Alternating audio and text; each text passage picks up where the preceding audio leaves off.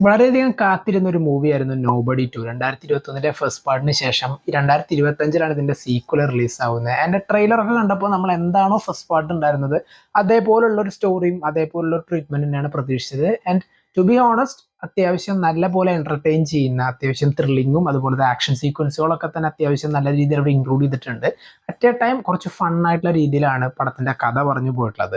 ശരിക്കും ഈ സിനിമ കണ്ടുകൊണ്ടിരിക്കുമ്പോൾ എനിക്ക് തോന്നിയ ഒരു ചൊല്ല് എന്ന് പറഞ്ഞാൽ പട പിടിച്ച് പന്തളത്ത് ചെന്നപ്പോൾ പന്തം കൊളുത്തിപ്പട എന്ന് പറയില്ലേ, ആ ഒരു ചൊല്ലിന്റെ ഒരു വിഷ്വൽ റെപ്രസെന്റേഷൻ ആണ് ഒരു 2 മണിക്കൂർ ഡ്യൂറേഷനുള്ള ഈ പടത്തിൽ നമുക്ക് കാണാൻ സാധിക്കാൻ. ബോബ് ഓഡൻക്രിക്കിന്റെ ആ ഒരു ക്യാരക്ടറിന്റെ നല്ലൊരു പ്രസന്റേഷൻ തന്നെയായിട്ടുണ്ട് ഇതിൽ. ആൻഡ് നമ്മൾ ഫസ്റ്റ് പാർട്ടിൽ കണ്ട പല ക്യാരക്ടേഴ്സിനെയും ഇതിലും കൊണ്ടുവന്നിട്ടുണ്ട്. പ്രത്യേകിച്ച് ആ ഒരു ഗ്രാൻഡ് പാ ക്യാരക്ടർ, ബോബിന്റെ ആ ഒരു വൈഫ്, അതുപോലെ മക്കള്, അവരെല്ലാവരെയും ഇങ്ങനെ ഒരുമിച്ച് കൊണ്ടുവന്ന് അവർക്കൊരു ബ്രേക്ക് ആവശ്യമാണ്, ഒരു വെക്കേഷന് പോകാൻ വേണ്ടിയിട്ട്. അങ്ങനെ ഒരു വെക്കേഷന് ചെന്ന് കയറുന്ന ഒരു അമ്യൂസ്മെന്റ് പാർക്കിൽ ഉണ്ടാവുന്ന ചില സംഭവങ്ങളാണ്.